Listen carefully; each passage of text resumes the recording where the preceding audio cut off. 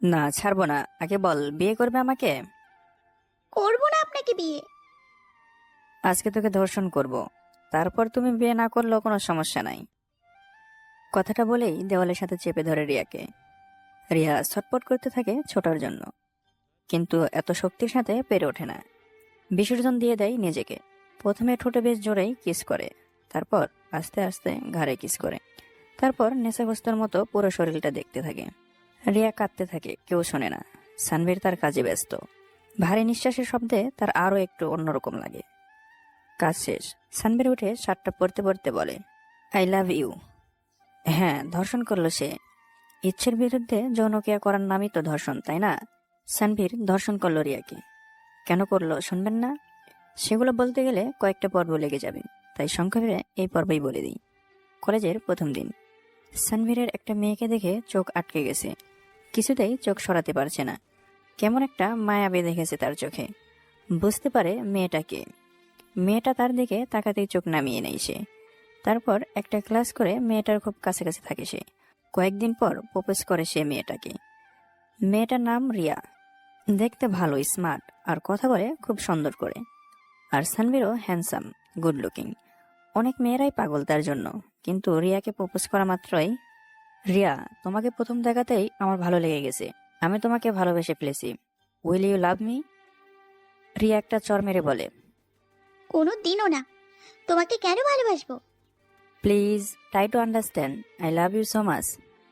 I don't want to understand. চলে যাও আমার চোখের সামনে থেকে। আর কখনো আমার চোখের সামনে আসবে না। আজকে চলে যাচ্ছি, কিন্তু আমি তোমাকে ছাড়বো না, মনে রেখো। দেখা যাবে তুমি কি করতে পারো। দুজনেই রাগে গজগজ করতে করতে চলে যায়। রিয়ার মনে জেদ চেপে যায়। সে কিছুতেই সানবীরের সাথে রিলেশনে যাবে না। আবার অপরদিকে সানবীরের মনেও জেদ চেপে গেছে। রিয়াকে সে বিয়ে করবেই, আর কাউকে না। পরের দিন খুব ভোরে কলেজে যায় সে। গিয়ে বসে থাকে রাস্তার পাশে। রিয়া আসতেই একটা গোলাপ ফুল এগিয়ে দেয় সে। কালকে না মানা করলাম আমার সামনে আসবা না, তাহলে কেন আসছো আবার? ভালোবাসি তাই। তোমার ভালোবাসা তুমি রাখো, আমাকে যেতে দাও। ফুলটা ছিঁড়ে ফেলে দিয়ে চলে যায় রিয়া। তার ব্যবহারে কষ্ট পায় সানবীর, কিন্তু কিছুই বলে না। এরপর থেকে রোজ দাঁড়িয়ে থাকে রিয়ার জন্য। কিন্তু রিয়া প্রতিদিনই সানবীরকে অপমান করে। সানবীর তার গায়েই লাগে না এসব। অভ্যস্ত হয়ে গেছে এসব, তাই। এভাবেই কেটে যায় কিছুদিন। রিয়া রাজি হয় না। পরপর অপমানের পর অপমান করেই যাচ্ছে। সানবীর ভাবে তার বাসায় বিয়ের প্রস্তাব দিলে কেমন হয়। প্রায় 2 বছর কেটে যায় সানবীর। বাসায় কিছুই বলতে পারে না। কিন্তু রিয়াকে রোজই প্রপোজ করে। কলেজ লাইফ শেষ। ভার্সিটিতে পা রাখে দুজনে। সানবীর রিয়াকে খুব ভালোবেসে ফেলে। তাই প্রতিদিনই রিয়ার যাওয়ার রাস্তায় দাঁড়িয়ে থাকে। আর প্রতিদিনই প্রপোজ করে। কিন্তু রিয়া রাজি হয় না। এরপর অনার্স শেষ করে একটা ভালো চাকরি পায় সানবীর। এরপর রিয়ার বাসায় বিয়ের প্রস্তাব দেয়। সবাই রাজি, শুধু রিয়া ছাড়া। কারণ জেদ সেই জেদ। আজ 5 বছর ধরে পুষে রেখেছে সে। এভাবেই অনেক দিন চলে যায়। রিয়া বিয়ে করতে রাজি হয় না। তাই 2 দিন আগে সানবীর মনে মনে প্ল্যান করে, ধর্ষণ করলে তো রিয়া তাকে বিয়ে করতে বাধ্য হবে।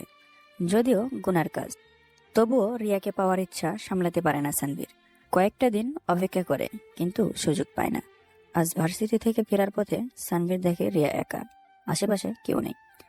কিছুটা অজ্ঞান করার তরল তার রুমালে মেখে পিছন থেকে নাকের মধ্যে চেপে ধরে। ব্যাস, কাজ শেষ। এরপর কোলে করে নিয়ে আসে জঙ্গলের মধ্যে একটা পুরনো বাড়িতে। তারপর জ্ঞান ফেরার জন্য অপেক্ষা করে সানভীর। কিছুক্ষণ পর জ্ঞান ফিরতেই সে সানভীরকে সামনে দেখে বলে ওঠে। আপনি এখানে কেন, আর আমি কোথায়? সানভীর পকেট থেকে একটা গোলাপ ফুল বের করে হাঁটু মুড়ে বসে পড়ে। তারপর বলে, I love you Riya, will you marry me? Never. তাহলে তুমি ভালোভাবে মানবে না, তাই তো? আর কোন ভাবে বলবা তুমি? কোনোভাবে বলার বাকি রাখছো? রিয়া, প্লিজ রাজি হয়ে যাও, নইলে খারাপ কিছু হয়ে যাবে আজকে। কি খারাপ করবি তুই? ধর্ষণ করব তোকে। তোর মতো ছেলে আর কি বা করতে পারে? কি করি নাই তোর জন্য বল? প্রতিদিন ফুল হাতে দাঁড়িয়ে থাকছি। হাজারো অপমানের পরেও কিছু বলি নাই। ঝড় বৃষ্টি সবকিছু অপেক্ষা করে তোকে একটু দেখার জন্য ছুটে গেছি। কয়টা থাপ্পড় খাইছি খেয়াল নাই, তবুও কিছু বলি নাই। তোর বাসা থেকে আমার বাসা প্রায় 2 কিলো, তবুও প্রতিদিন তোকে দেখার জন্য ছুটে গেছি। তারপরেও তুই বুঝিস না কতটা ভালোবাসি তোকে। একটা দিনও তুই আমার সাথে ভালো ব্যবহার করিস নাই। এরপর তোর বাসায় বিয়ের প্রস্তাবও দিছি, সবাই রাজি তুই ছাড়া। এবার বল কি করবো তোকে। আমি তোকে ভালোবাসি না, বাসি না, বাসি না। যা করার কর। সানভীর এবার রেগে গিয়ে বলে, এতদিন আমার ভালো রূপ দেখছস, এবার দেখবি খারাপ রূপ। ঝাঁপিয়ে পড়ে রিয়ার উপর। তারপর তো বাকিটা প্রথমেই পড়লেন। এই হলো কাহিনী। চলুন বাস্তবে ফিরি। সানভীর রিয়ার দিকে কাপড় ছুঁড়ে মেরে বলে, এবার বল বিয়ে করবি না। রিয়া ডুকরে কেঁদে ওঠে। সানভীর চুপচাপ দেখে। ওকে কাঁদতে দেখে কষ্ট হয় সানভীরের, কিন্তু কিছুই বলে না। এই 5 বছর কম কষ্ট দেয়নি তাকে, সবগুলোই শোধ তুলবে সে। প্রতিশোধ। সানভীরের মাথায় একটাই কথা, প্রতিশোধের আগুন জ্বলতে থাকে তার মনে। রিয়াকে ঘরে রেখে তার বন্ধু সিয়ামকে কল দেয় সে। সিয়াম সব জানে ওদের সম্পর্কে, কিন্তু ওকে যে ধর্ষণ করবে সেটা ও জানতো না। সিয়াম ফোন ধরে। হ্যালো।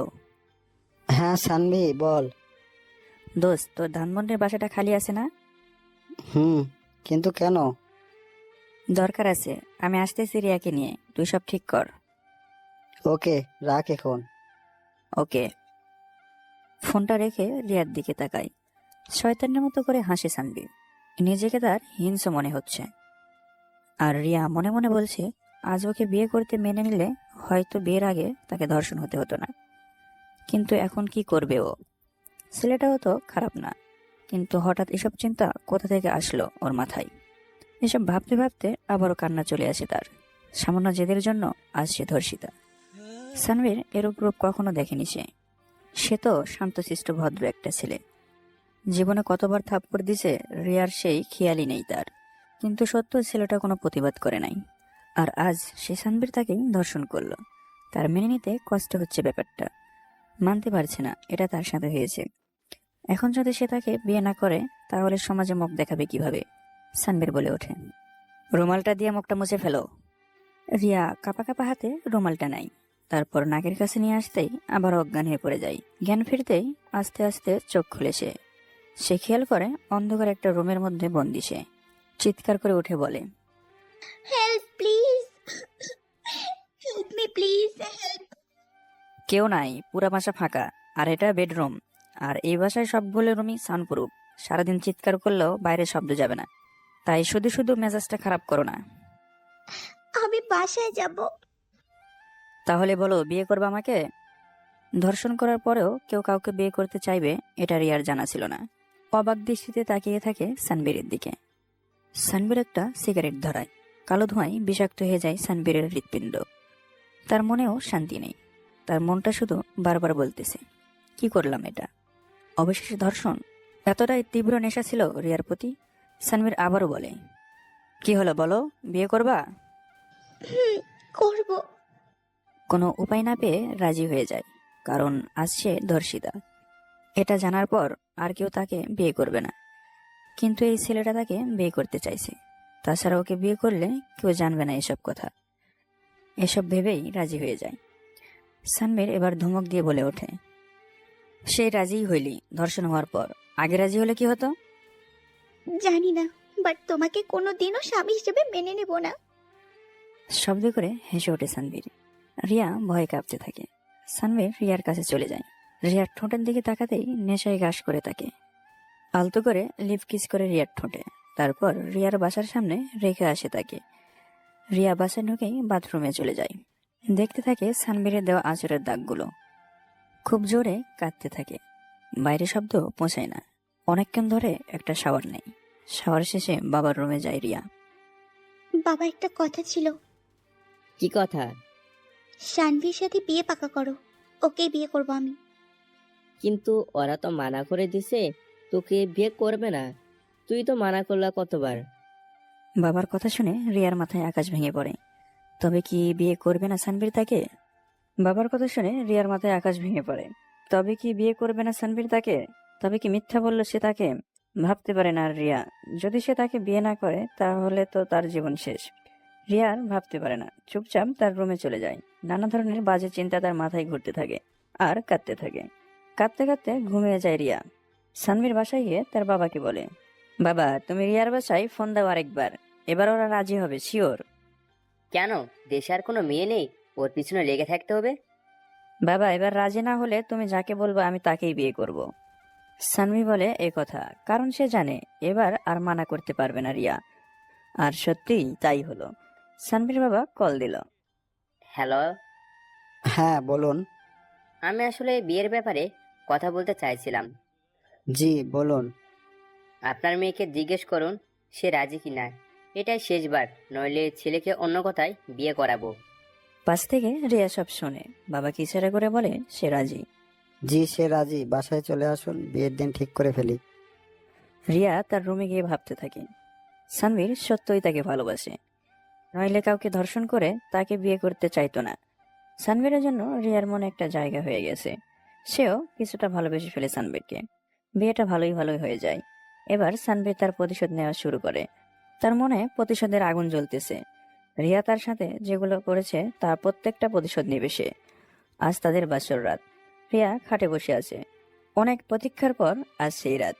কিন্তু সানভীর আসছে না কেন? রিয়া কেমন জানি অস্থির অস্থির লাগে। সানভীরকে সে মন থেকে মেনে নিয়েছে। ভুলে গেছে তার জেদ।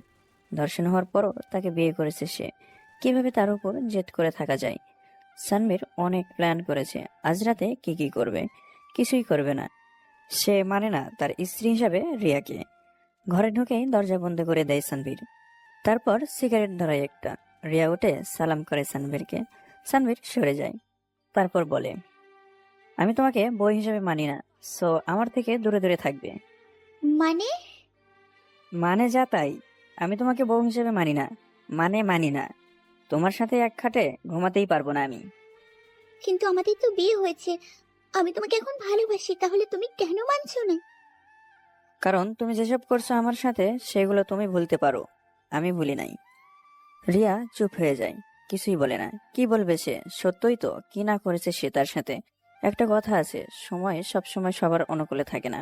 কথাটা যে চিরন্তর সত্য সেটার জলজান্ত প্রমাণ সে নিজে। সে কিছু বলে চুপচাপ শুয়ে পড়ল। সানভীরও তার পাশেই ঘুমালো। হঠাৎ মাঝরাতে রিয়া খেয়াল করে তার ঠোঁটের উপর কারো ঠোঁট। দম বন্ধ হয়ে আসে তার। ধাক্কা দিয়ে সরিয়ে দেয় সানভীরকে। তারপর হাঁপাতে থাকে। সানভীর রাগের মাথায় উঠে যায়। উঠে জোরে করে বিছানার সাথে চেপে ধরে রিয়াকে। আজ আর কোনো বাধা দিবে না রিয়া। কেন বাধা দিবে? আজ তো সানভীর তার স্বামী। বিয়ে হয়েছে তাদের। সানভীর কানের লতিতে আলতো করে একটা কামড় দেয়। শিউরে ওঠে রিয়া। নিজের ভারসাম্য হারিয়ে ফেলেছে।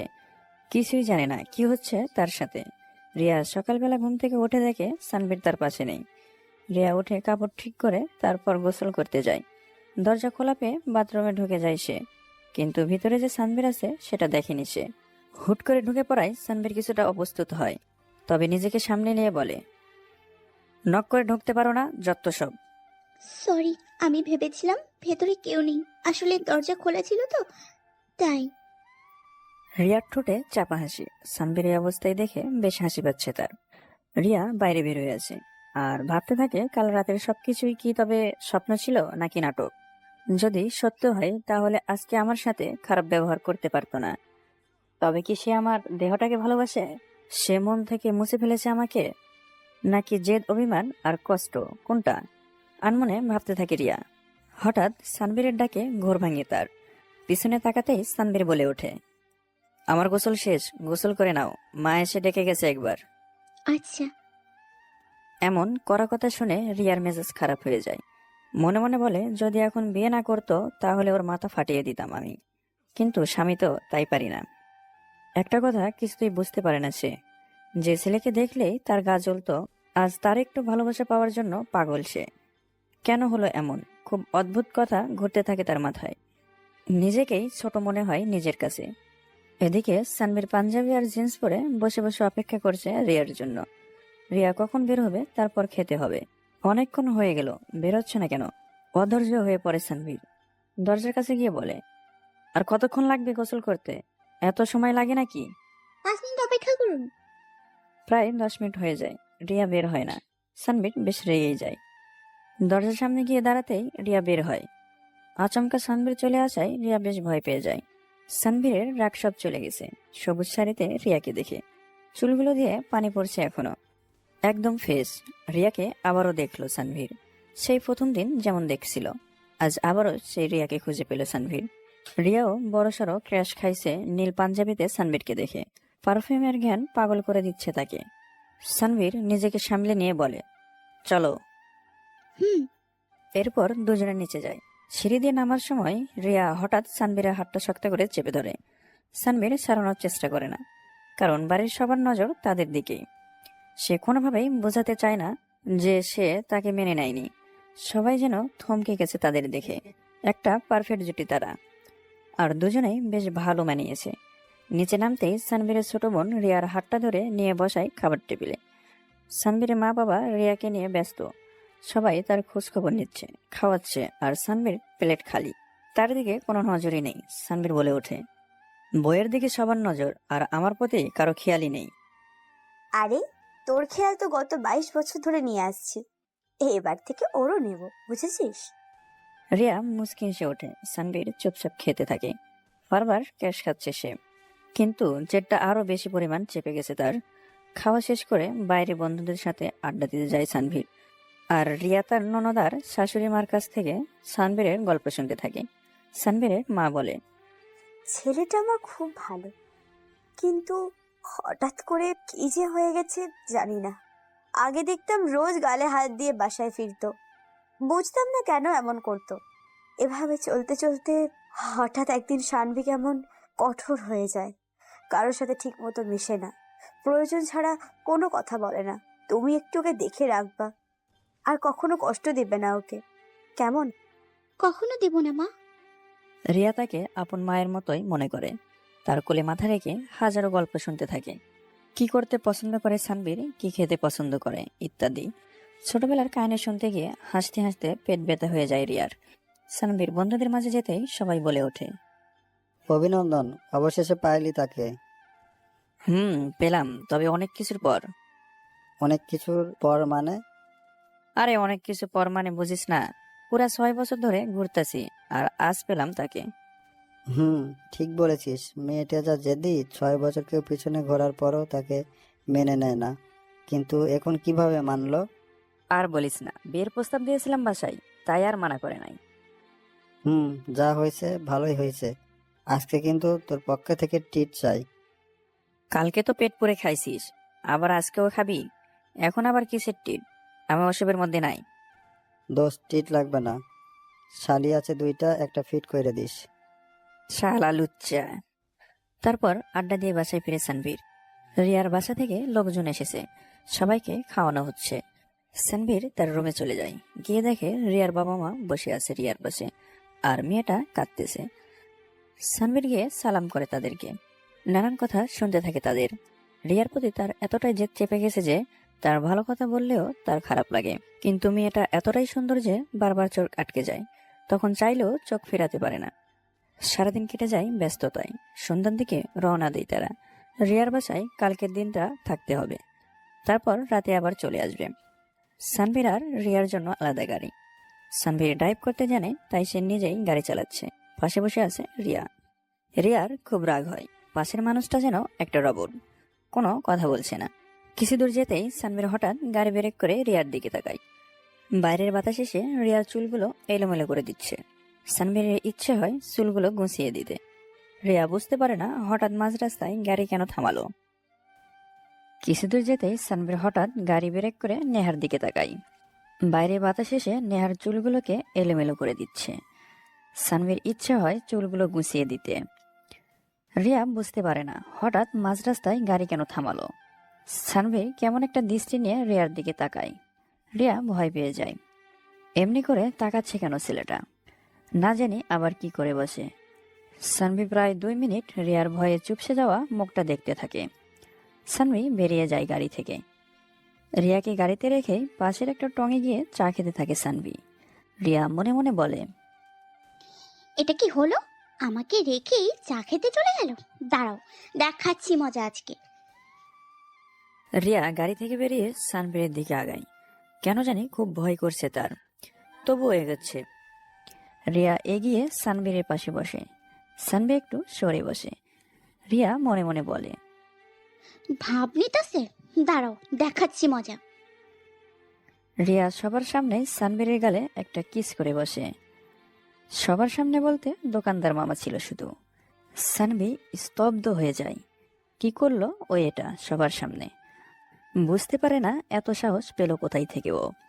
রাগে গা জ্বলছে সানভীরের, কিন্তু কিছু বলছে না। কি বলবে সবার সামনে? দুদিনও হয়নি বিয়ে হয়েছে, এখন সবার সামনে কিভাবে মারবে বা বকবে? সেও তো মানুষ। সানভি শুধু রিয়ার লাজুক হাসিটা দেখে। চলো। সানভীর হাত ধরে টেনে নিয়ে গাড়িতে বসাই রিয়াকে, তারপর গাড়ি চালাতে থাকে। আজ কিছু বলল না সানভীর, কিন্তু এরপর কিছু করলে খারাপ হয়ে যাবে।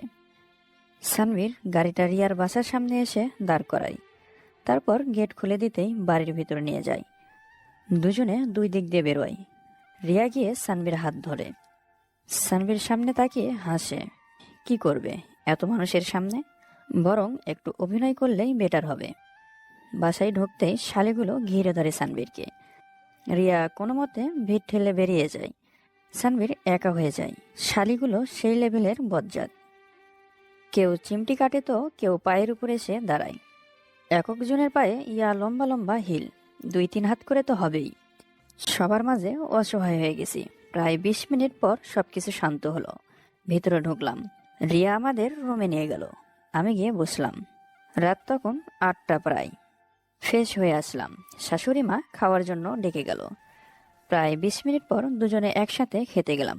রিয়া সবসময় আমার হাত চেপে ধরে। ওদের বাসায় তাই কিছু বলতেও পারি না। খেতে যায় দুজনে।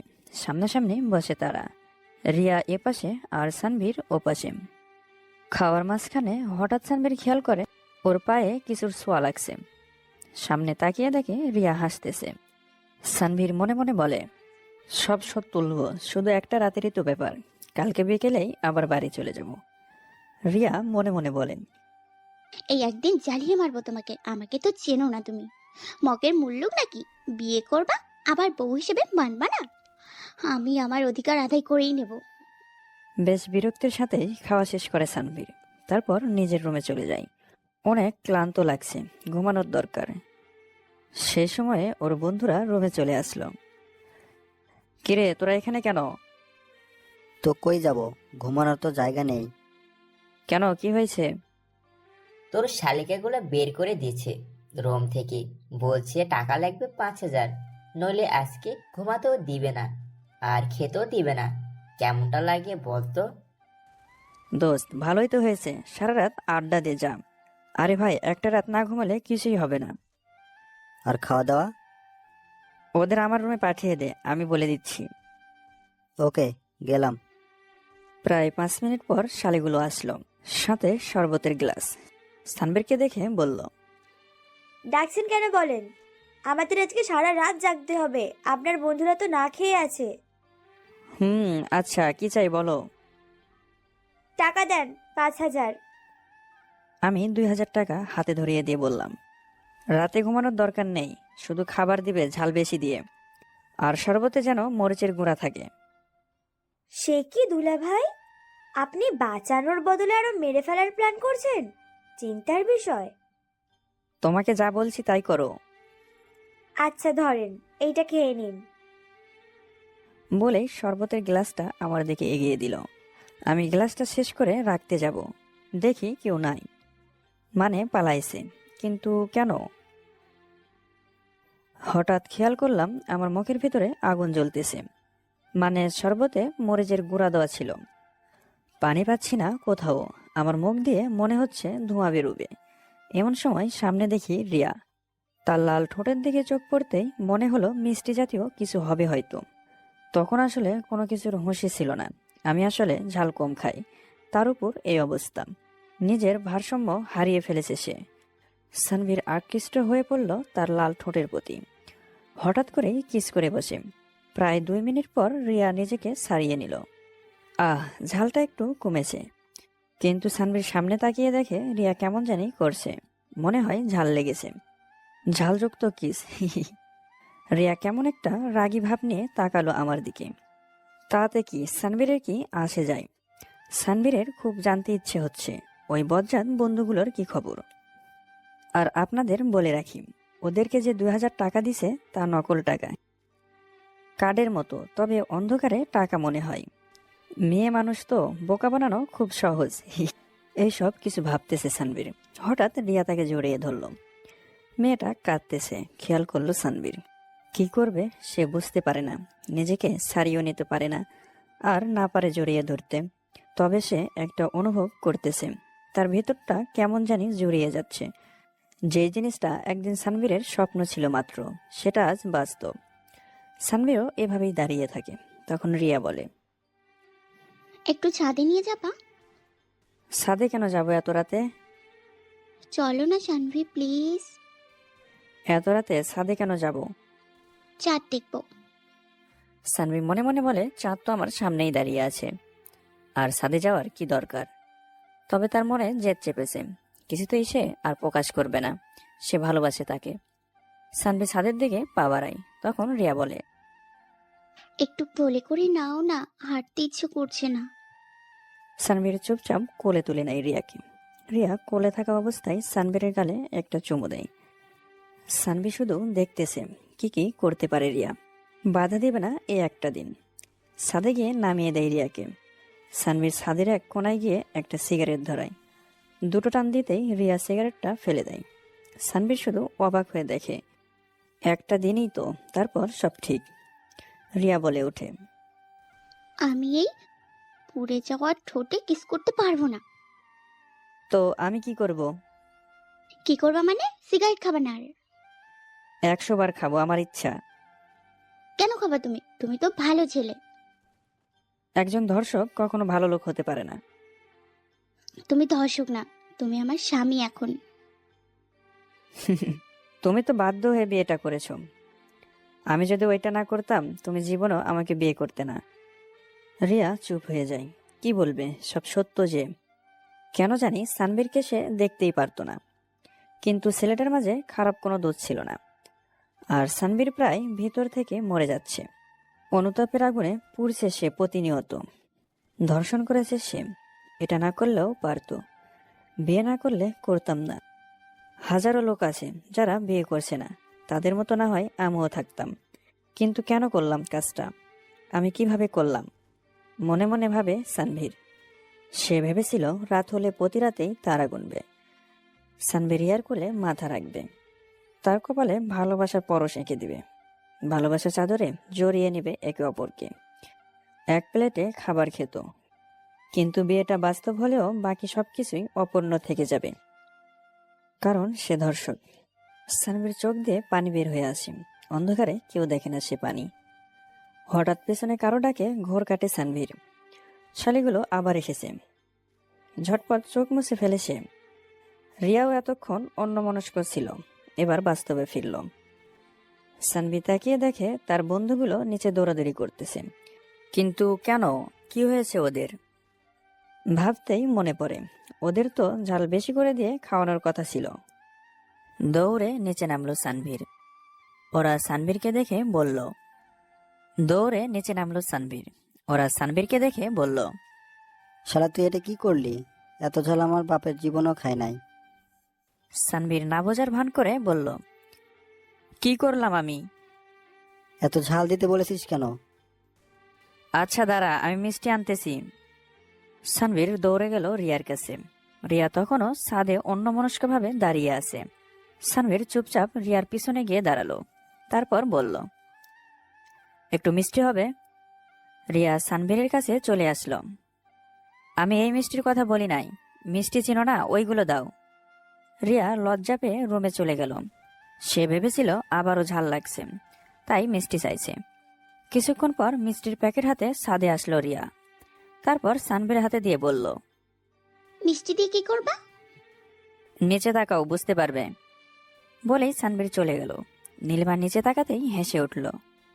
সানভীর নিচে যাওয়ার সময় দেখা হয়ে যায় তার শালীদের সাথে। নেহা বলে ওঠে, দুলাভাই, ঝাল একটু বেশি দিয়েছিলাম। তাই বলে এত? আরে আপনি দুলাভাই মানুষ, একটু দিতে বলেছেন, আমরা বেশি বেশি দিয়ে দিয়েছি। বলেই হেসে ওঠে নেহা আর তার বান্ধবীগুলো।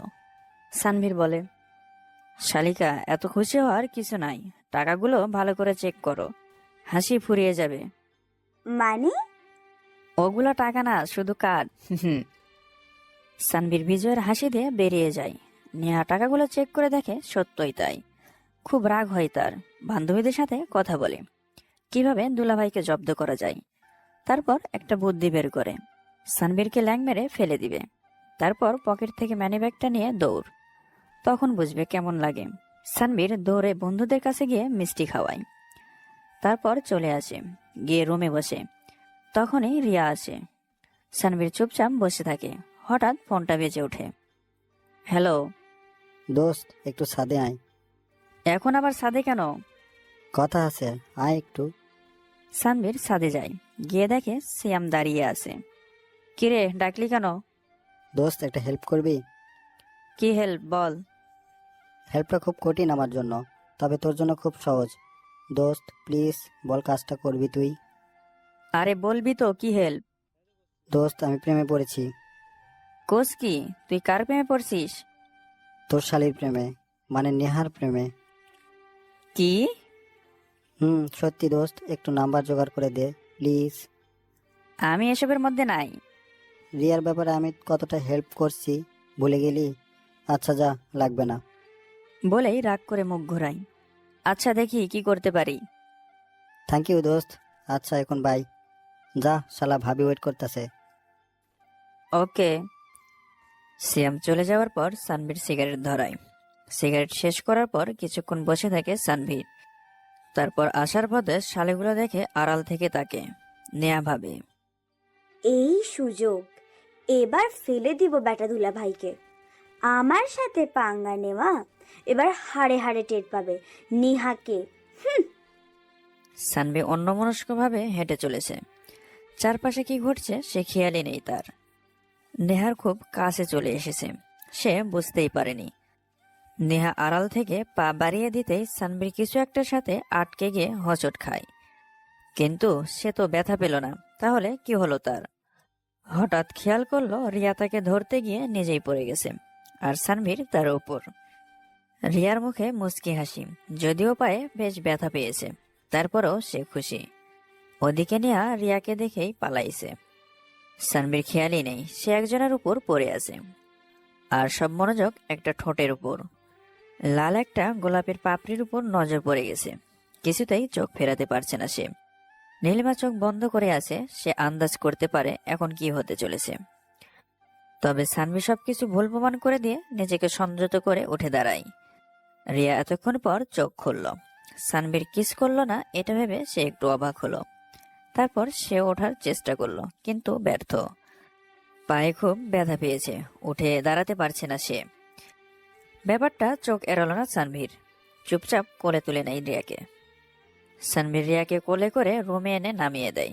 রিয়া চুপচাপ শুয়ে থাকে, সানভীরও চুপ। সানভীর পাশে গিয়ে শুয়ে পড়ে। পরের দিন সকালে সানভীর ঘুম ভাঙে অনেক আগে। রিয়া তখনও ঘুমাচ্ছে। সানভীর অপলক দৃষ্টিতে দেখতে থাকে রিয়াকে। মন ভরে দেখতে থাকে তার মায়াবী মুখটা। সানভীর ভাবতেই পারে না এমন একটা মেয়েকে সে কষ্ট দিচ্ছে। নিজেই অবাক হয়। সানভীর ভাবতে থাকে পুরনো কথা। মনে মনে বলে সেই দিনগুলোই ভালো ছিল, যখন থাপ্পড় খেয়ে বাসায় ফিরতাম। রাত হলে লুকিয়ে লুকিয়ে তোলা ছবি দেখে আবার সবকিছু ভুলে ঘুমিয়ে যেতাম। খুব ইচ্ছা হচ্ছে মেয়েটার গাল স্পর্শ করতে, একটু আদর করতে, কিন্তু সে পারছে না। এভাবেই ভাবতে থাকে। হঠাৎ রিয়ার ঘুম ভেঙে যায়। সানভীর সেদিকে খেয়ালই নেই। রিয়া আর চোখে দেখে সানভীর তাকিয়ে আছে তার দিকে, কিন্তু কিছু বলছে না। হঠাৎ দুজনের চোখে চোখ পড়ে যায়। সানভীর চোখ নামিয়ে নেয়, তারপর আবার ঘুমিয়ে পড়ে। রিয়া বুঝতে পারে না সানভীর আসলে কি চায়, তাকে চায় নাকি অন্য কিছু। আর ভালো লাগে না তার, সেও ঘুমিয়ে পড়ে। সকাল 8টা বেজে গেছে, দুজনেই ঘুমাচ্ছে। ঘুমের মধ্যে কখন যে রিয়া সানভীরকে জড়িয়ে ধরেছে নিজেও জানে না। সানভীর অবশ্য বুঝতে পেরেছে ব্যাপারটা। শীত লাগছিল আর ঘুমের মধ্যে ধরেছে, তাই কিছু বলেনি। তারও খুব ইচ্ছা হচ্ছিল বউকে জড়িয়ে ধরে ঘুমাবে, কিন্তু কি আর করার, নিজের মনকেই বোঝাতে পারছে না সে। একবার ভাবে রিয়া তার সাথে কি কি করেছে, আবার ভাবে সেও তো কম কিছু করেনি। মনে মনে আফসোস করে, আগে শীতকালে পোষ দিতাম, এই শীতে বউ চাই, কারণ জড়িয়ে ধরে ঘুমাবো, তাতে শীত কম লাগবে। আর এখন বউ থাকতেও কিছু করতে পারি না, আমার কপালটাই খারাপ। সানভীর রিয়াকে রেখেই উঠে চলে যায়। গিয়ে ফ্রেশ হয়ে আসে। একটু পর শালিগুলো আসে, এসে নিচে নিয়ে যায় সানভীরকে। সানভীর মাথায় আবার আরেকটা চিন্তা ঢুকেছে, শালিকার নাম্বার নিতে হবে। এই সিএমটাও না শালা আমার বিয়েতে এসে মেয়ে পছন্দ করে ফেলেছে, তাও আবার আমার শালিকাকে, আর আমি তার নাম্বার এনে দিব। ভাবতেই হেসে ওঠে সানভীর। সানভীর গিয়ে দেখে বন্ধুরা বসে আছে। সানভীর গিয়ে তাদের পাশে বসে। সিয়াম খোঁচা মেরে বলে, নম্বর আসছস? আরে বেটা থাম, আমি দিব নে, এখন সবকিছু গোলমাল করে দিস না। আচ্ছা, ব্যবস্থা কর। ওকে। দুলা ভাই, কি খাবেন বলুন? না বেশি কিছু না, এক গ্লাস পানি হলেই চলবে। আর আপনারা আমরাও তাই। কি খাবেন বলুন?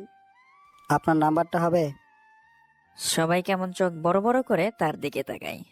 সানভীর মাথা নিচু করে ফেলে। মান সম্মান আজ বুঝি সব গেল। শালার সিয়ামটাও পারে, ওকে বলছি আমি জোগাড় করে দিব, বাট ওর সহ্য হয় না। এখন যদি কিছু হয় তো আমি দায়ী না, মর তুই শালা, মনে মনে বলে সানভীর। ওদিকে নেহা তো আকাশ থেকে পড়ল। ছেলেটা তার কাছে সরাসরি নাম্বার চেয়ে বসলো। কলেজে যেখানে ছেলেরা তার দিকে তাকাতেই সাহস পায় না। আসলে নেহা একটু না, অনেকটাই রাগী। তাই তার মুখের অবস্থা দেখেই বোঝাই যাচ্ছে এবার ভূমিকম্প কিংবা বড়সড় ঝড় আসতে চলেছে। রিয়া চোখ রাঙিয়ে বলে, আপনি ছাদে আসুন। সিয়াম সানভীর হাতে চিমটি দিয়ে বলে, তুইও আয়, ভয় লাগতাছে। শালা আমি দিতে চাইলাম, ভালো লাগেনি, এখন যা একে একে ছাদে যা, তুই মর আমি নাই। সিয়াম বেচারা একবার নেহার দিকে তাকায়, আবার সানভীর দিকে তাকায়। কি আর করার, একা একাই ছাদে যায়। নেহাও কিছুক্ষণ পরে চলে যায়। সিয়াম চুপচাপ দাঁড়িয়ে আছে। খুব খারাপ লাগছে তার, এমন পরিস্থিতিতে কখনোই পড়েনি সে।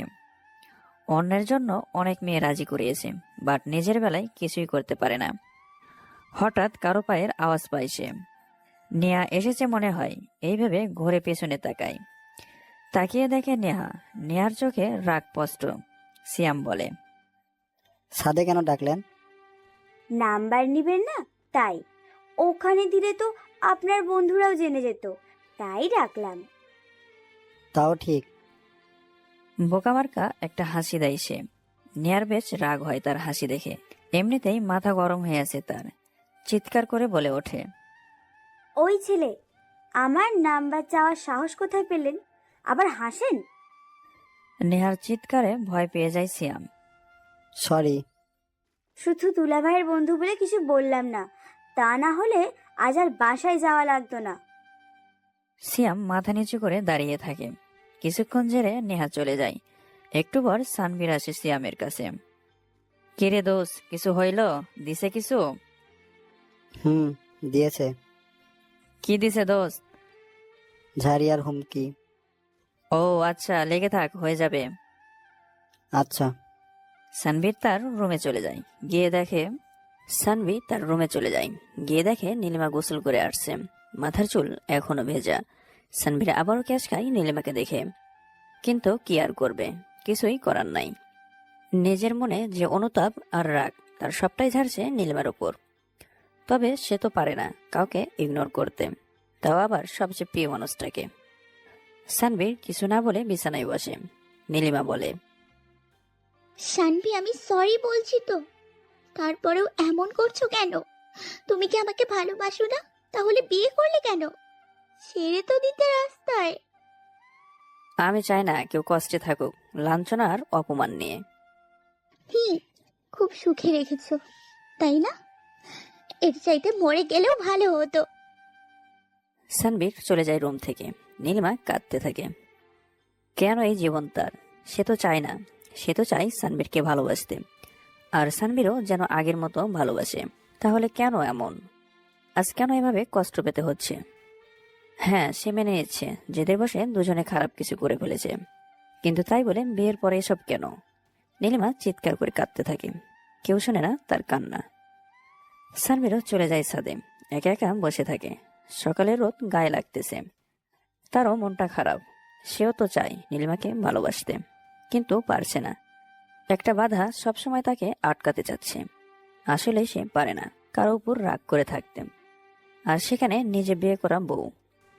যার পিছনে পুরো 60টা বছর ঘুরেছে শুধু একবার ভালোবাসি শোনার জন্য। আর আজ সে তার বউ, অথচ এত কাছে থেকেও তারা অনেক দূরে। চোখ দিয়ে দুপটা পানি গড়িয়ে পড়ে সানভীর। নিজেকে খুব ছোট মনে হয় নিজের কাছে। সানভীর খেয়াল করেনি সিয়াম কখন তার পিছনে এসে দাঁড়াইছে। সিয়াম সানভীর কাঁধে হাত রাখে।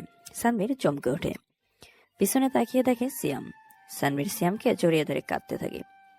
সিয়াম বুঝতে পারে না কি হচ্ছে তার। এর আগে কখনো সানভীরকে এভাবে কাঁদতে দেখেনি। কি হলো তার বুঝতে পারে না সিয়াম। কিছু না বুঝতে পেরে সিয়ামও সানভীরকে জড়িয়ে ধরে। সানভি, কি হয়েছে তোর? কাঁদছিস কেন? সানভীর চোখ মুছে বলে, কিছু না, কি হবে, কিছুই হয়নি। তাহলে কাঁদছিস কেন? এমনি। আচ্ছা, কান্না থামা, কেউ চলে আসবে। সানভি নিজেকে সামলিয়ে নেয়। ওদিকে নীলিমা কেঁদেই চলেছে। সবাই ভাবছে সবাইকে ছেড়ে চলে যাবে, তাই কাঁদতেছে। নীলিমাকে তার মা তার রুমে নিয়ে যায়। সানভীরও নিজের রুমে গিয়ে গোসল করে, তারপর চলে যায় খাওয়ার টেবিলে। দেখে সবাই বসে আছে, নীলিমাও আছে। সানভীর গিয়ে পাশের চেয়ারটায় বসে, কারণ একমাত্র ওই চেয়ারটাই খালি ছিল। তারপর খেতে শুরু করে। সবাই নানান গল্প করতে থাকে, সানভি শুধু শোনে। নীলিমাকে খেয়াল করেছে সে খুব একটা খাচ্ছে না। সানভীর নিজেও খুব একটা খাচ্ছে না। আর নীলিমার কথা বলেই কি হবে। খাওয়া দাওয়া শেষ করে সানভীর রুমে গিয়ে আবারও ঘুমিয়ে পড়ে। খুব ঘুম পাচ্ছিল তার, তাই ঘুমিয়ে পড়ে। সারাদিন আর দেখা হয়নি নীলিমার সাথে, হবেই কিভাবে, সানভীর তো ঘুমিয়েছিল। বিকালে ঘুম ভাঙতেই দেখে সবাই এসে গেছে।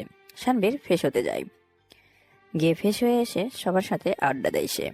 এভাবেই সন্ধ্যা হয়ে যায়। এবার যেতে হবে তাদেরকে। নীলিমা তার বাবা মাকে জড়িয়ে ধরে কাঁদতে থাকে।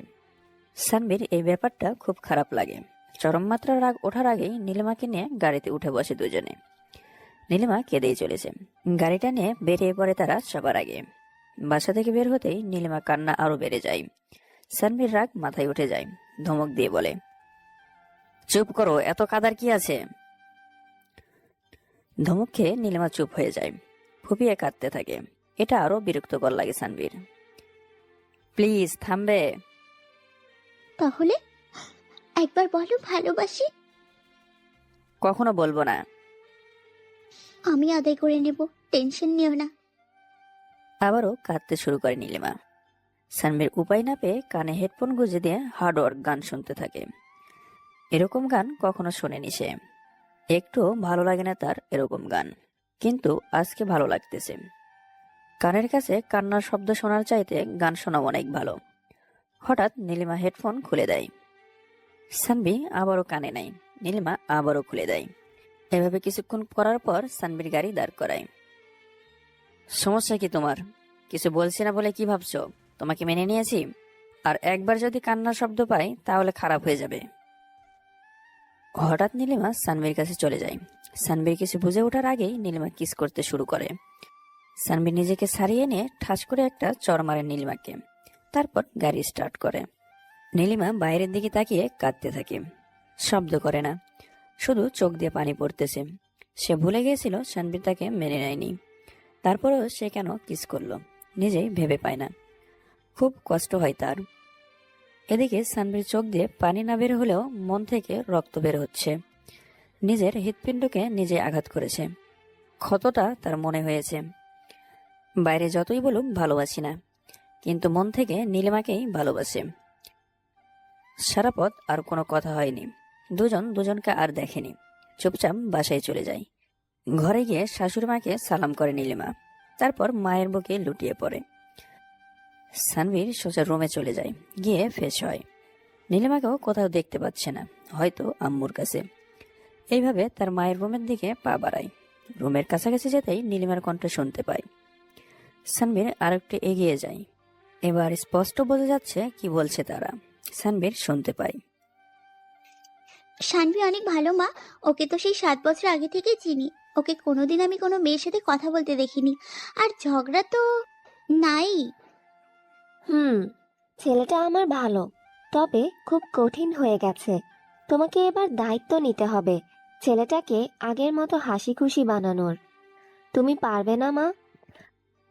অবশ্যই মা, দোয়া করবেন। সানভি একটু শুনেই চলে যায়।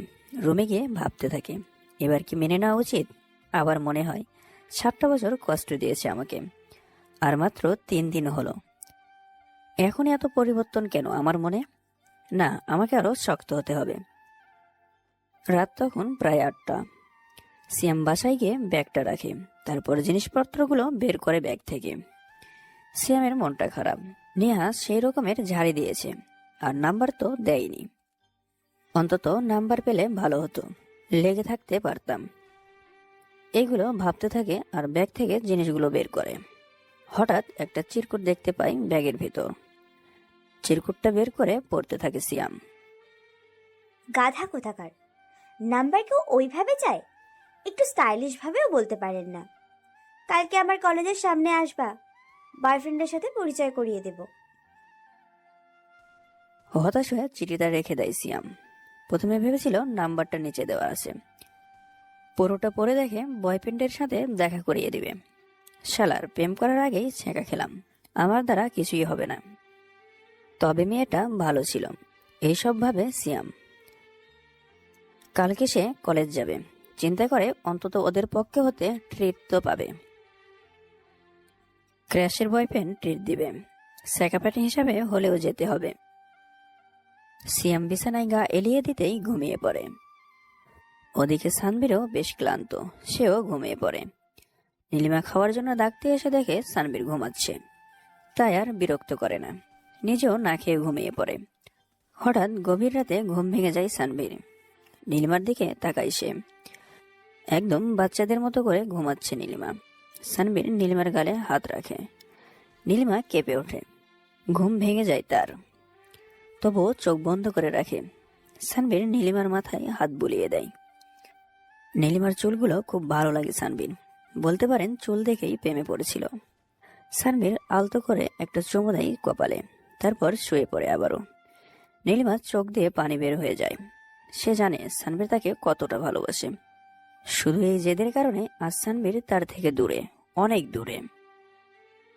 এত কাছে থেকেও তবুও করেনি খেয়াল, তোমার আমার মাঝে অদৃশ্য দেওয়াল।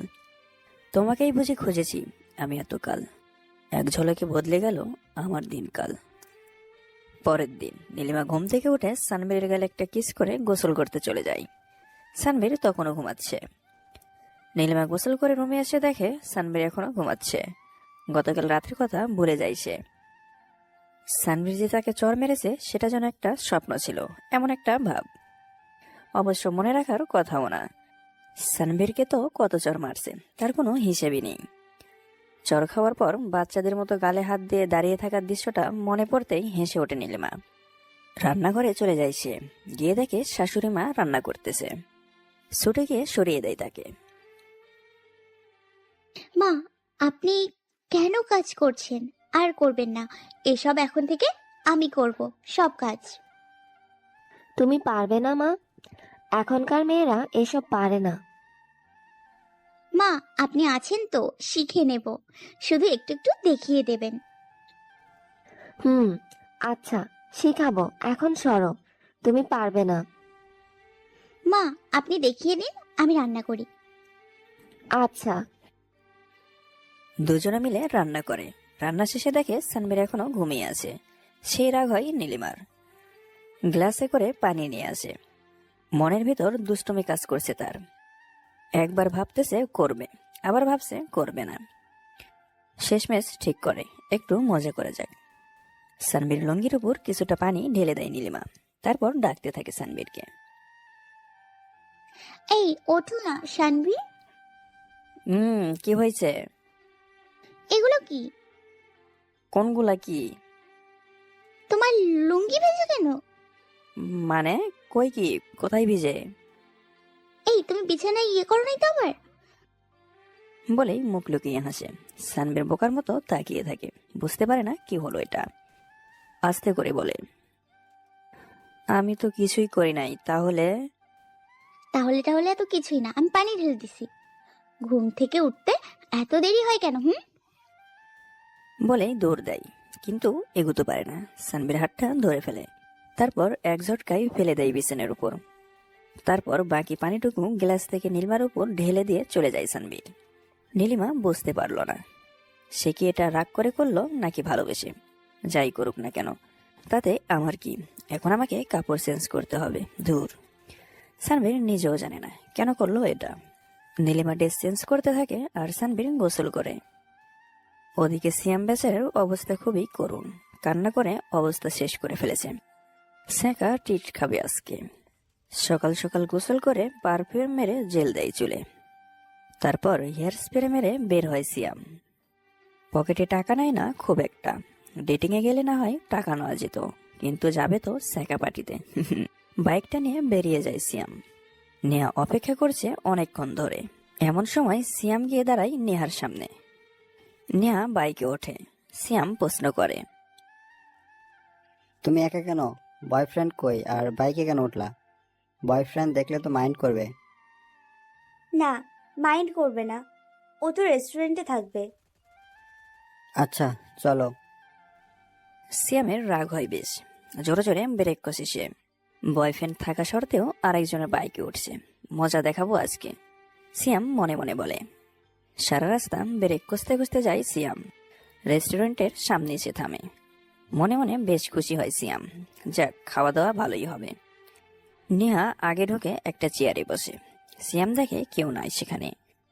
সিয়ামও ঢোকে চেয়ারে বসে বলে, কই তোমার বয়ফ্রেন্ড? রাস্তায় আসতেছে। এই তুমি আসার আগে বলছো ও রেস্টুরেন্টে বসে আছে। না মানে, আমার বয়ফ্রেন্ড নেই। কি? জি। সিয়াম বুঝতে পারে আজকে তার খবর আছে, সব টাকা তার পকেট থেকে খসাবে। তার চাইতে ভালো বিদায় নিয়ে চলে যায়। সিয়াম উঠে চুপি চুপি বাইরের দিকে যায়। নেহা ডাক দিয়ে বলে, ওই ছেলে, ওই কই যাও? কোথাও না, এখানে গরম লাগছিল তো তাই বাইরে আসলাম। এসি চলছে ভিতরে আর তুমি বলো গরম? ও সরি। সিয়াম গিয়ে নেহাকে বলে, মিথ্যে বলার কি দরকার ছিল?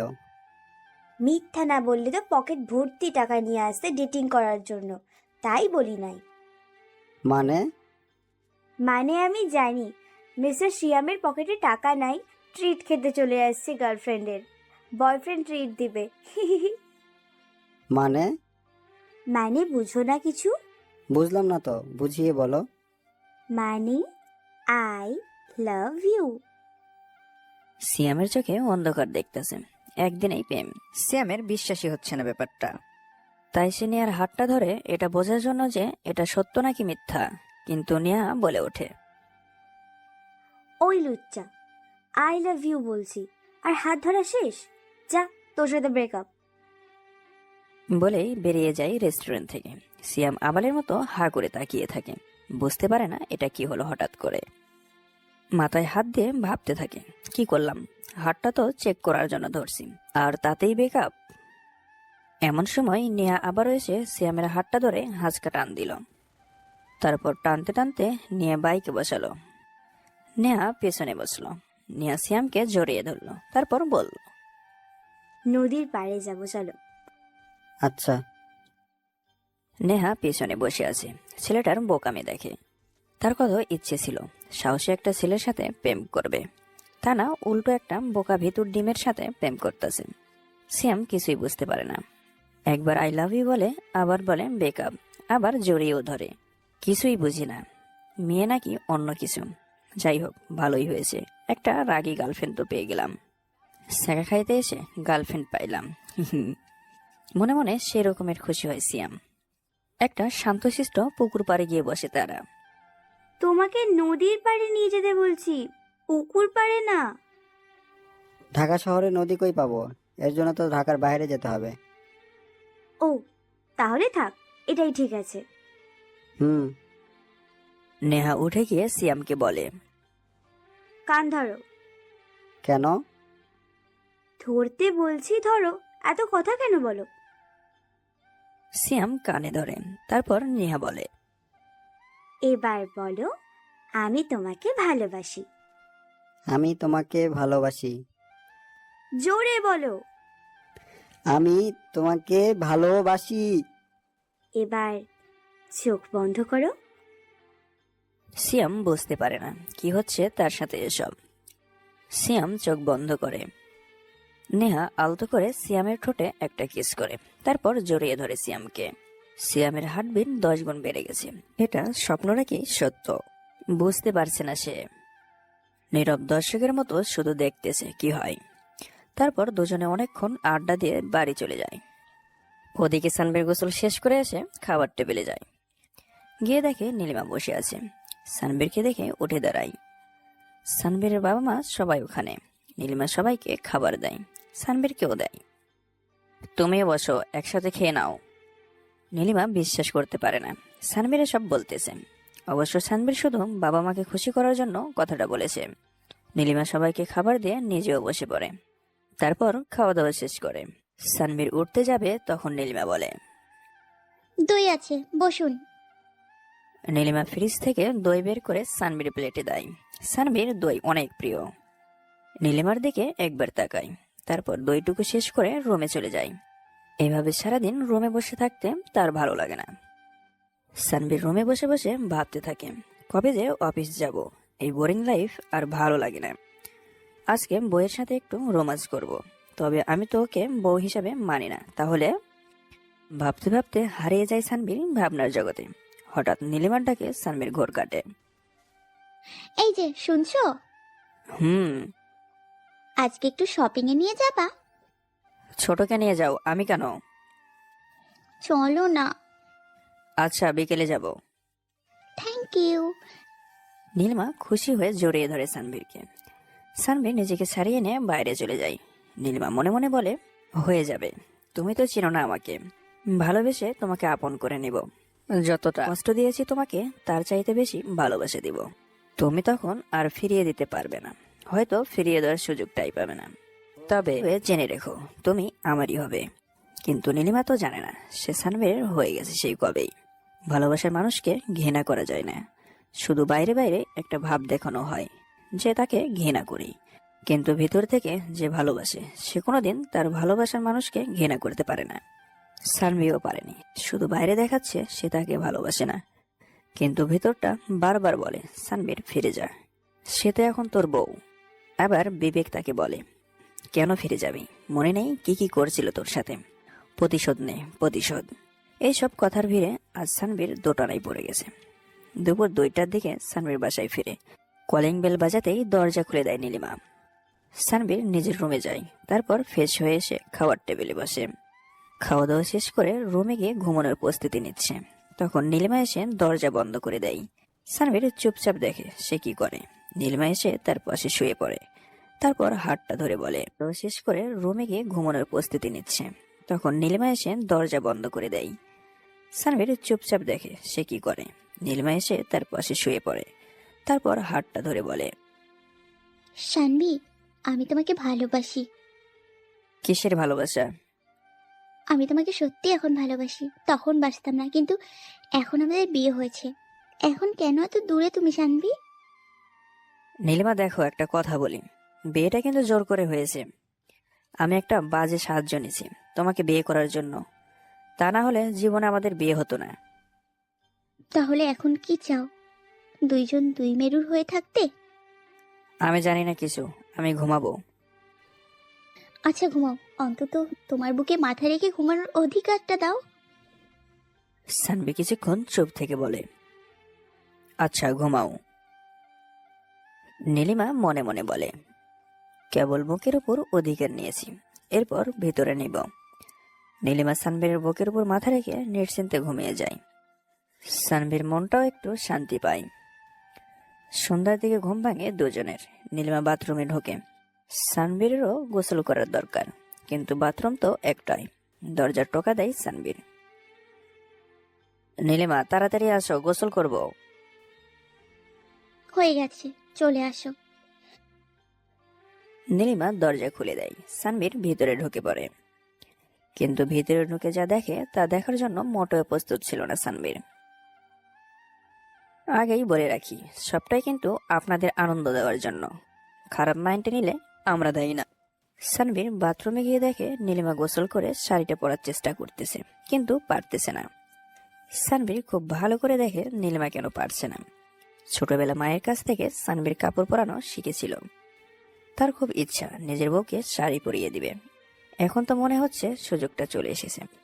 সানভীর টোয়ালাতে রেখে নীলিমাকে কোলে তুলে নেয়, তারপর বেডরুমে চলে যায়। গিয়ে নীলিমা পেটের উপর হাত রাখে।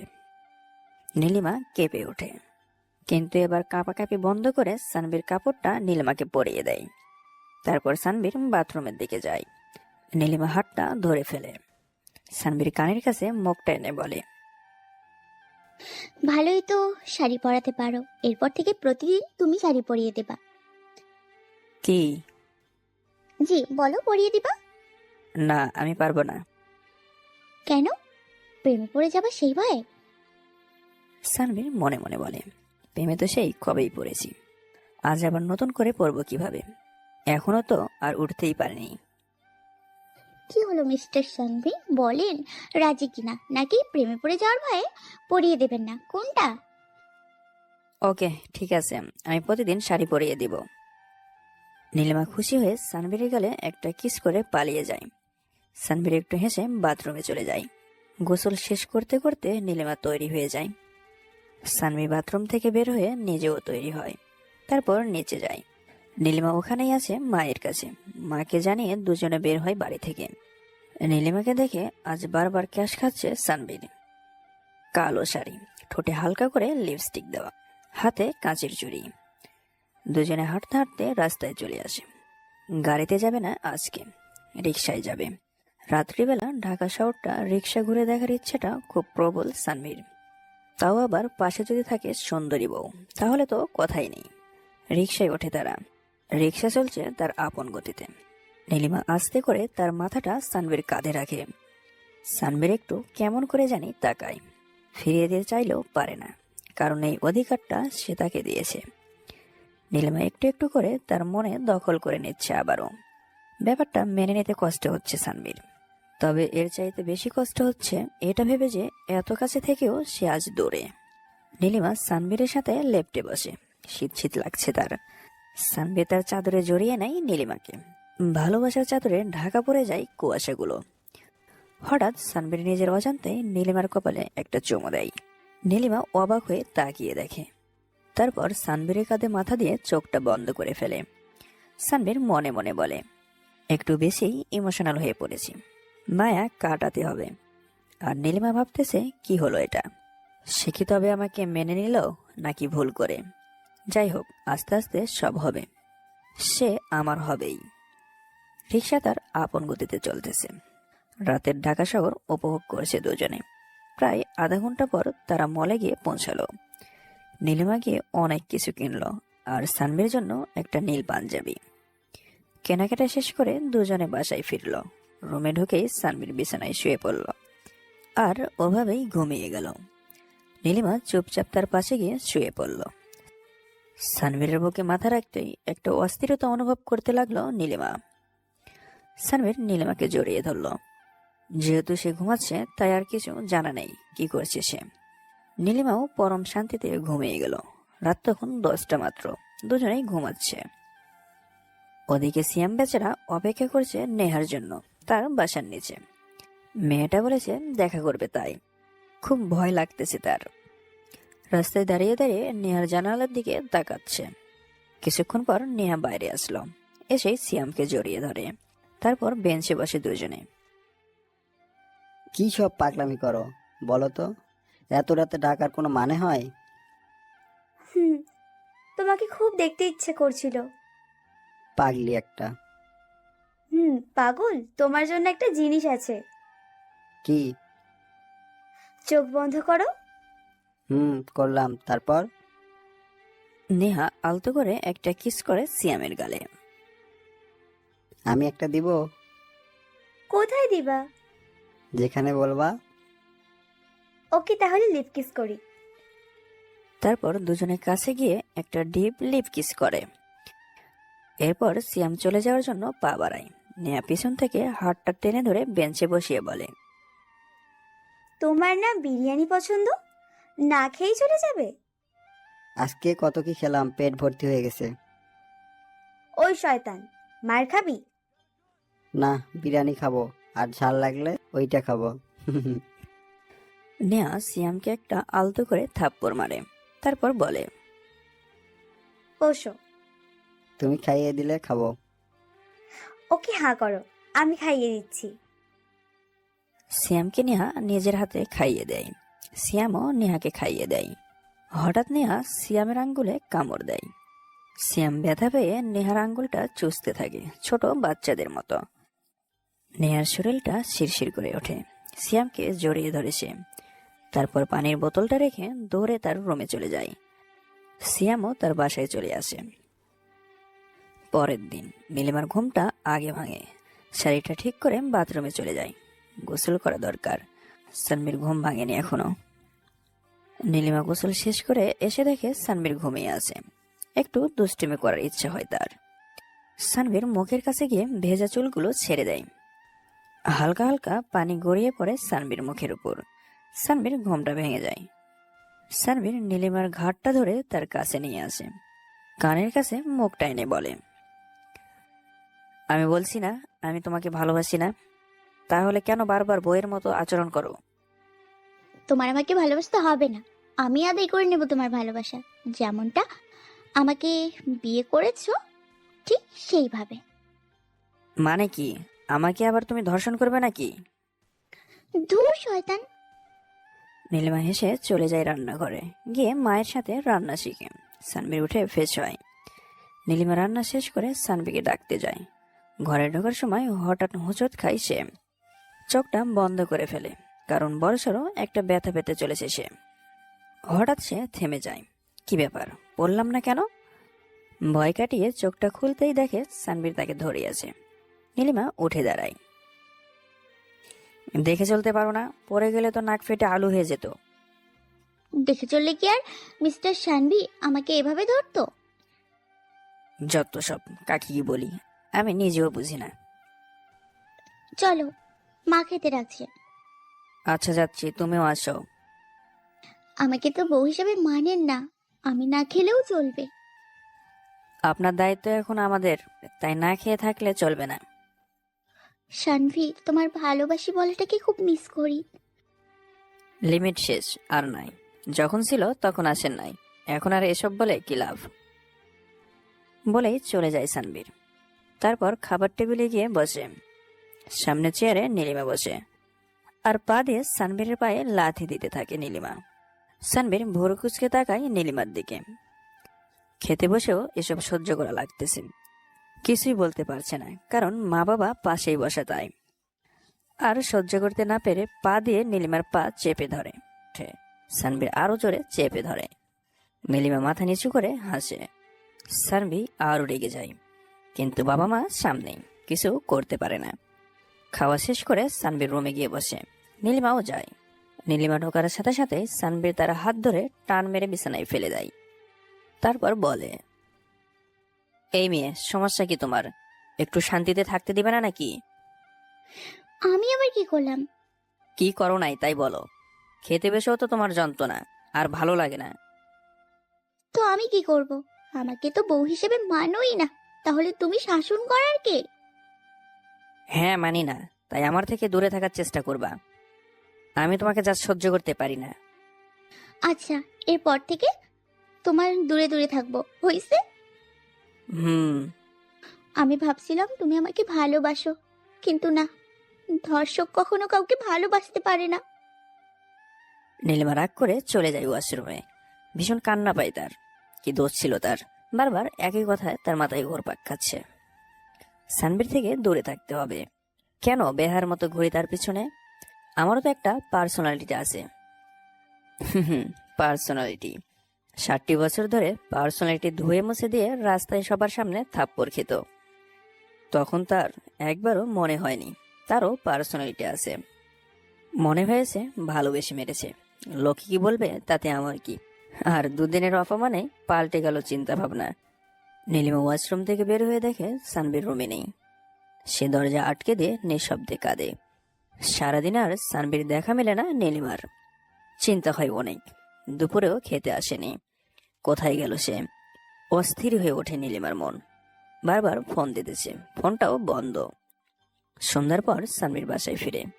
পকেটে এক প্যাকেট সিগারেট আর একটা দেশলাইটের বক্স। বেশ স্বাভাবিকভাবেই রুমে ঢোকে। নীলিমা সানবীরকে দেখা মাত্রই জড়িয়ে ধরে। সকালের কথা মনে হতেই ছেড়ে দেয়। সরি। সানবীর ছাদে চলে যায়। একটা সিগারেট ধরায় সে। সেনি স্মোকারের মতো টানতে থাকে সে। বাসায় সিগারেট খাওয়া নিষেধ, তবে রাত্রিবেলা ছাদে কেউ আসে না, তাই খাচ্ছে। তারও ভীষণ কষ্ট হচ্ছে। অনেকদিন হলো সিগারেট খাইছে। কিছুটা হলেও শান্তি পাই সিগারেটের বিষাক্ত ধোঁয়ায় হৃদয় পুড়িয়ে। একটার পর একটা সিগারেট খেতে থাকে সে, আর চোখ দিয়ে গড়িয়ে পড়ে অজস্র নোনা পানি। প্রত্যেকটা ফোঁটা নীলিমার প্রতি ভালোবাসার প্রমাণ। বারবার থাপ্পড় খেয়ে যখন ফিরে আসতো, রাত গভীর হলে মুখ চেপে কাঁদত সানভি। ভাবতো আর যাবে না কখনো তাকে দেখতে। কিন্তু পরের দিন সকাল হতেই মনটা কেমন জানি করে উঠত। বলতো একটাবার দেখে আসি আড়াল থেকে, আজকে আর সামনে যাব না, কথাও বলবো না, চড়ও খাবো না, শুধু দেখেই চলে আসব। কিন্তু পারতো না সে থাকতে। একবার দেখলেই ইচ্ছা হতো একটু কথা বলি, আর সামনে যেতেই নীলিমার প্রতিদিনের মতো একটা থাপ্পড় উপহার দিয়ে চলে যেত। রুটিন ছিল তার এটা। সানবীর কতবার যে বলেছে আর নীলিমার সামনে যাবে না, কিন্তু পরের দিন ঠিকই তার সামনে চলে গেছে। বাসায় এসে কেঁদেছে। বালির ছাড়া কেউ দেখেনি তার কান্না। শুনতে পায়নি একটা ছেলের আর্ত চিৎকার। বোঝেনি কখনো নীলিমা তাকে। অপরাধী সে, ধর্ষণ করেছে নীলিমাকে। তার নেই কোনো বেঁচে থাকার অধিকার। সে তো সত্যই বলেছে, ধর্ষক কখনো ভালোবাসতে পারে না। সাদের একদম শেষ প্রান্ত চলে যায়। সুসাইড করবে সে, তার আগে সিগারেটটা শেষ করে নেয়। মনে মনে বলে সানবীর, একটাবার নীলিমার কাছে মাপ চাওয়া দরকার।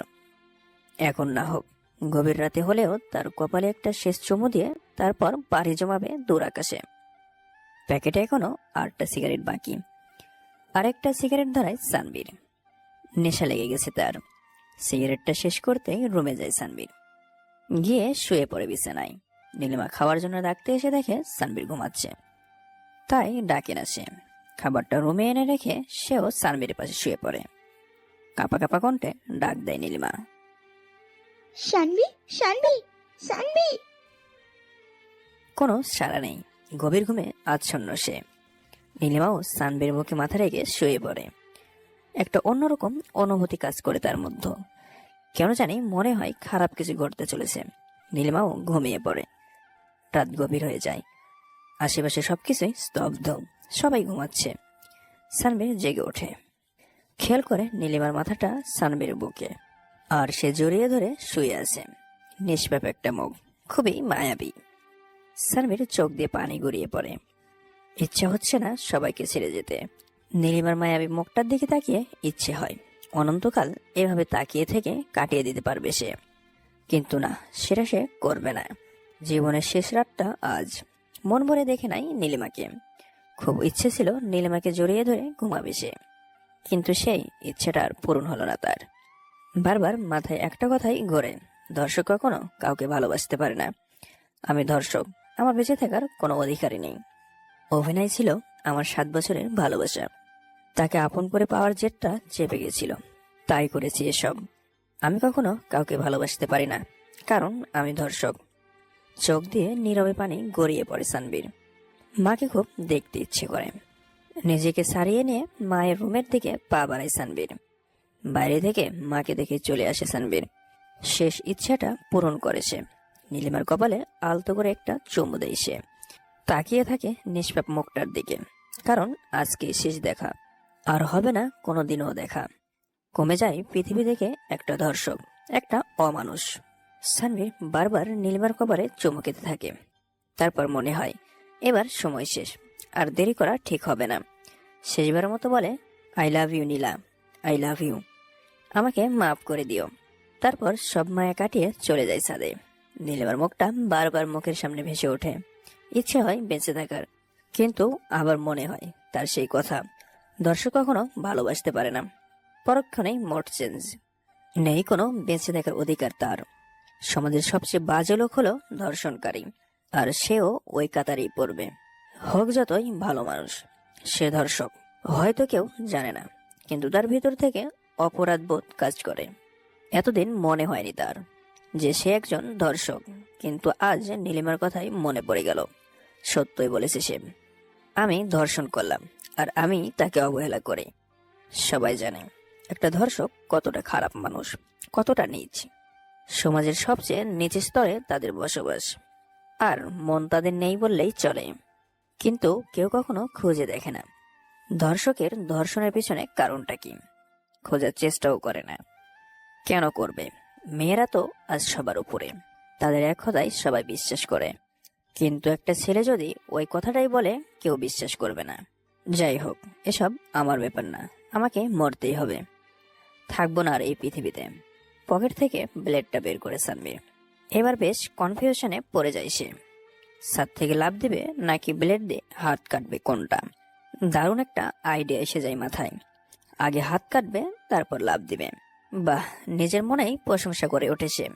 ধর্ষকের বুদ্ধি বলে কথা, একটু তো সার্ভ হওয়ারই কথা। ব্লেডটা হাতের উপর রাখে সে, আলতো করে চালায় সে হাতের উপর। উপরের চামড়াটা কেটে যায়, হালকা কাটছে, একটু একটু রক্ত বের হচ্ছে। এমন সময় ফোনটা বেজে ওঠে। শালার কল আসার আর সময় পেল না। আর এত রাতেই কে বা কল দিবে? নাম্বারের দিকে তাকিয়ে দেখে নীলিমা। কল রিসিভ করতে চায় না, তারপরেও করে। শেষবারের মতো কণ্ঠ শুনতে ইচ্ছে হয় ভীষণ। কোথায় তুমি? সাদে। এত রাতে ছাদে কি করো? কিছু না, ভালো লাগছিল না তাই একটু হাঁটতে আসছিলাম। রুমে আসো। যাবো, 10 মিনিট সময় দাও। 20 সেকেন্ডের রাস্তা 10 মিনিট কেন লাগবে? বললাম তো সময় লাগবে। নীলিমা কথা বলতে বলতে ছাদে চলে আসে। সানবীর নীলিমাকে দেখা মাত্রই ব্লেড নিচে ফেলে দেয়, তারপর শার্টের হাতাটা নিচে নামিয়ে দেয়। এত রাতে ছাদে কি? বললাম তো এমনি। এমনিতেই মানে? এত রাতে এমনি এমনি কেউ ছাদে আসে না। কি করছিলা বলো? কিছু না, তুমি যাও, আমি আসতেছি। তুমি আমার সাথে যাবে? তোমার সাহস তো কম নয়, আমাকে অর্ডার করছো। নীলিমার মনে হঠাৎ কোথা থেকে এত সাহস আসে বুঝতে পারে না। সানবীর হাতটা ধরে টান দেয় সে। হঠাৎ গরম পানিও কিছু অনুভব করে হাতে। হাতটা চোখের সামনে আনতেই ভয় পেয়ে যায় নীলিমা। রক্ত? মানে? তোমার হাতে রক্ত কিসে দেখি? সানবীর হাতটা জোর করে সামনে আনে। চাঁদের আলোয় দেখতে পায় হাতটা কিছু দিয়ে কাটা। নিচে তাকাতেই ব্লেডটা স্পষ্ট দেখতে পায় সে। শানবি, এগুলো কি? কি? কিছু না তো। কি করছিলা এগুলো তুমি? কই কিছু না, শুধু পৃথিবী থেকে একটা ধর্ষক কমিয়ে দিতে চাইছিলাম। নীলিমা কি বলবে বুঝতে পারে না, শুধু এটাই ভাবে আজ তার একটা কথার জন্য সানবীর মরতে গেছিল। যদি সময় মতো না আসতো তাহলে সে আজকে সুসাইড করত। আর কিছুই ভাবতে পারে না সে। ব্লেডটা হাতে নিয়ে সানবীর থেকে দূরে চলে যায় সে। এরপর ব্লেডটা হাতের উপর রেখে বলে, শানভি, তুমি যে কাজটা করতে পারোনি সেটা আজ আমি করব। কি করছো তুমি? থামো। বলেই নীলিমার দিকে এগোয়। এখানেই দাঁড়াও, সামনে এগুলো আমি ব্লেডটা চালিয়ে দেব। পাগলামি করো না নীলিমা, থামো। পাগলামি আমি না, তুমি করছো এতদিন। যদি মেনেই না নেবে তাহলে বিয়ে কেন করেছিলে? রাস্তার পাশে ছেড়ে দিলেই পারতে। নীলিমা চুপ করো প্লিজ। আজকে তোমার হাতে দুটো অপশন, হয় তুমি আমাকে আগের মতো ভালোবাসবে, নয়তো আমাকে হারাবে চিরতরে। সানবি এবার দোটানার মধ্যে পড়ে যায়। কি করবে সে? তুমি ভালোবাসবে না তাই তো? বলেই ব্লেড জোরে চেপে ধরে, হালকা কেটে যায়। সানবীর চিৎকার করে বলে ওঠে, আমি তোমাকে ভালোবাসি। নীলিমা ব্লেড ফেলে দিয়ে দৌড়ে এসে সানবীরকে জড়িয়ে ধরে। অনেক দিনের অপূর্ণ বুকটা আজ পূর্ণতা পেল। সানবীর নীলিমার কপালে অজস্র চুমু দিতে লাগলো। নীলিমা হেসে ফেলল সানবীর পাগলামি দেখে। তারপর দুজনে কাটা হাত দুটো থেকে রক্ত নিয়ে একসাথে করে সানবীর বলল, মৃত্যুর আগ পর্যন্ত এই দুইজনকে আর কেউ আলাদা করতে পারবে না। I love you Nila. I love you. Sanbir নীলিমাকে কোলে তুলে নেয়, তারপর রুমে চলে আসে। বিছানায় এনে নামিয়ে দেয় নীলিমাকে, তারপর হাত পা বেঁধে ফেলে দড়ি দিয়ে। আস্তে আস্তে নীলিমার দিকে এগিয়ে যায় সানবীর। তারপর হাত দুটো চেপে ধরে, নেশাগ্রস্তর মতো ঠোঁটের দিকে তাকায়। তারপর ডুবে যায় নীলিমার ঠোঁটের মধ্যে। এখন ধর্ষণ হবে আবারও, তবে এবার জোর করে নয়, ভালোবেসে ধর্ষণ। 1 বছর পর সানভীর হাসপাতালে অপেক্ষা করতেছে। কখন ডাক্তার বের হবে সেই প্রত্যাশায়। অনেক টেনশনে হচ্ছে তার, মাথা দিয়ে ঘাম ছুটে যাচ্ছে। আজ নীলিমার ডেলিভারি ডেট। বাইরে থেকে বোঝা যাচ্ছে না কিছুই, কি হচ্ছে ভেতরে। কিছুক্ষণ পর ডাক্তার বেরিয়ে এলো, মুখটা গম্ভীর করে বের হলো। নীলিমা কেমন আছে? লিলিমা তো ভালোই আছে, তবে তবে কি? ঢোক গেলে সানবীর, কিছু হয়নি তো আবার? আপনি বাবা হয়েছেন। সানবীর কোনো কিছু প্রতীক্ষা না করে দৌড়ে ভিতরে ঢোকে। আমি বাবা হয়েছি। আনন্দে কথা আটকে যাচ্ছে তার, মুখ দিয়ে হাসি আর চোখ দিয়ে পানি পড়তেছে।